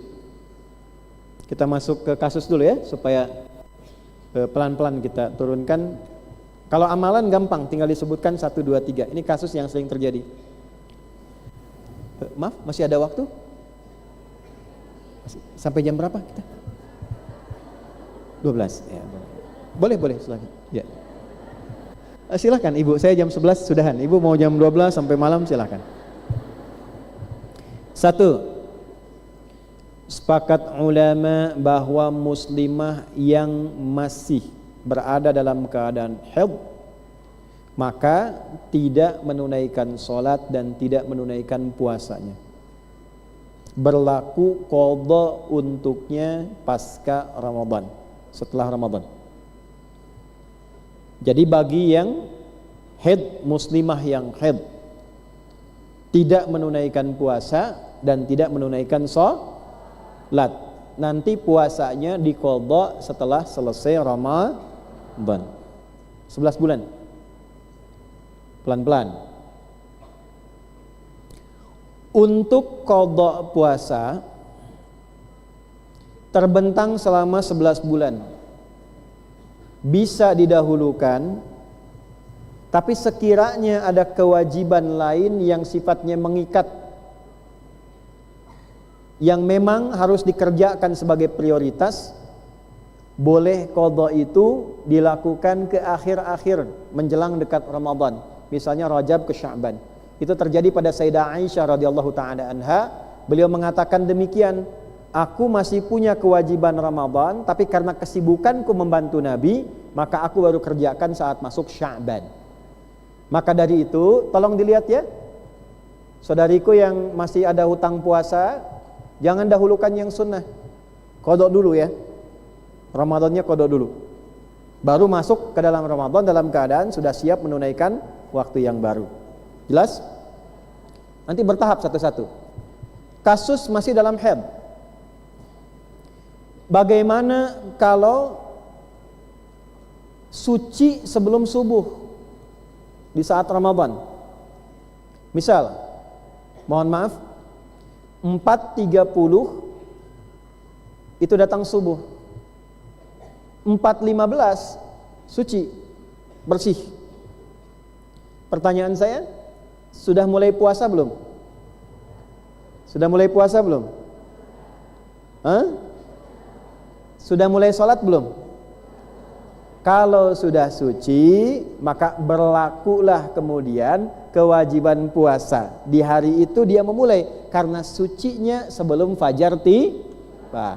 Tapi pertanyaan intinya, mandi dulu atau sahur dulu? Yang sahur dulu angkat tangan. Yang mandi dulu. Nah, pelan-pelan, lihat sini. Memang ada hadis yang mengisyaratkan ketika suci itu tiba, masanya tiba, haidnya selesai, segera mandi untuk bersih-bersih. Tapi dalam kasus ini, jika sucinya, masa sucinya tiba, haidnya berhenti, masa sucinya tiba, singkat masuk ke dalam fajar, maka ulama memberikan pandangan hendaklah ia dahulukan sahur dahulu, berniat menunaikan puasanya, dan sah dilakukan walaupun dalam keadaan belum mandi suci. Jelas? Nanti setelah selesai, setelah niat, walaupun kemudian dia masuk kepada fajarnya, lalu dia mulai bersuci dan menunaikan sholat subuhnya. Jelas sampai sini? Ya, paham ya? Nah, ini tidak ada perbedaan pendapat ulama ya. Jadi kalau ibu beda sendiri. Sekali lagi, kalau sudah dipastikan suci, sudah suci nih, dan tahu kan sudah ada siklusnya sendiri, waktunya sendiri, dan datangnya suci itu berhenti haidnya menjelang kepada fajar, walaupun 5 menit, walaupun 10 menit, maka berlaku kepadanya kewajiban puasa. Sekarang sedang puasa, tiba-tiba datang haidnya pas asar misalnya, menjelang buka, atau 5 menit sebelum buka. Sudah nggak usah, udah. Ini kan anugerah. Ya. Saya tidak usah jelaskan tentang haid dan sebagainya, ibu sudah paham itu. Saya jelaskan hukum terkait puasa saja. Pertanyaan saya, tiba-tiba datang haid 5 menit sebelum buka. Puasanya lanjut atau buka saat itu? Ibu udah paham ya? Pertanyaannya, dikodok nggak yang hari itu? Pinter, udah. Udah nggak usah menyesal. Kenapa wajah menyesal ini? Sudah. Saya berikan kabar gembira. Perhatikan. Perempuan yang terbiasa beramal saleh, dia puasa, dia sholat, dia sebagainya dan seterusnya, tiba kemudian muncul masa haidnya. Seperti orang sakit yang sehatnya sering ibadah, tiba-tiba sakit berhenti ibadahnya. Seperti orang musafir yang tadinya mukim, rajin ibadah, tiba-tiba kosor. Itu saat tiba haidnya, tidak dikerjakan amalan rutinnya, Allah tetap perintahkan pada malaikat, catatkan pahalanya. Makanya rugi kalau ada perempuan dalam keadaan sedang suci tidak memperbanyak ibadah. Itu rugi, saking ruginya. Tuh gelap tuh, rasakan dalam. Maaf ya, perbanyak saat suci itu, baca Quran perbanyak, zikir perbanyak. Nanti kebiasaan Anda saat tiba masa haidnya itu, pahalanya tetap dituliskan. Sholatnya tidak diqadha, tapi pahalanya dituliskan.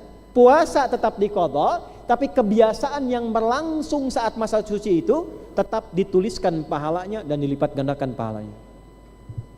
Jelas? Maka walaupun zuhur itu datang masa haidnya, 5 menit sebelum buka datang masa haidnya, maka tetap berhenti puasanya.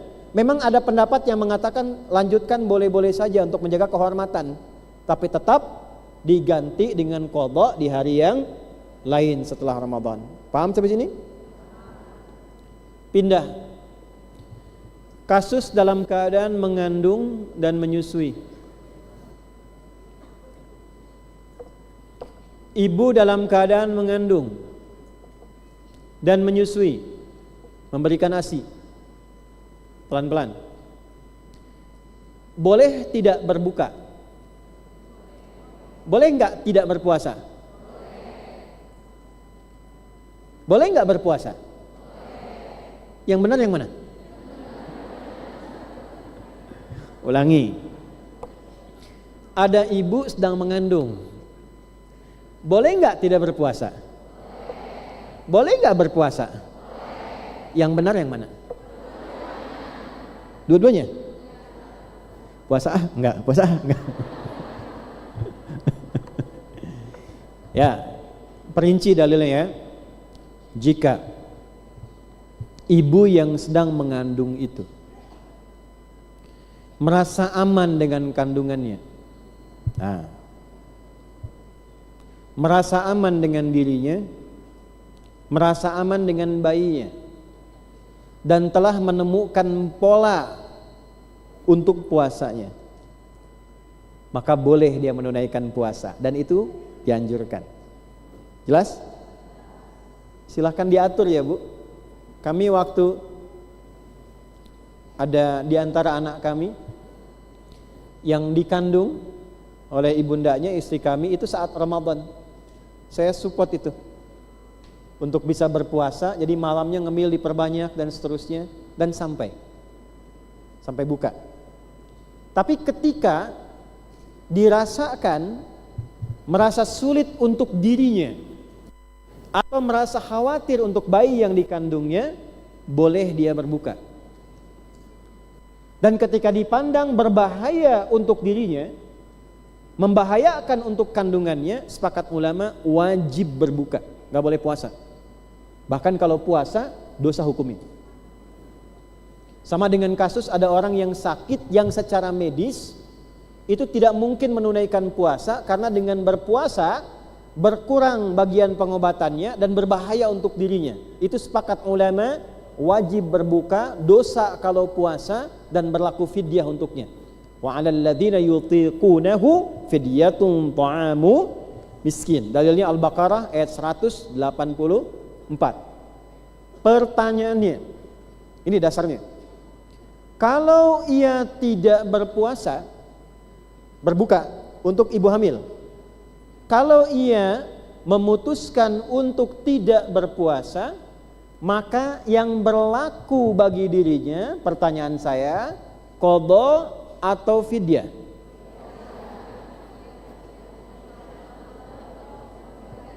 Yang qadha angkat tangan.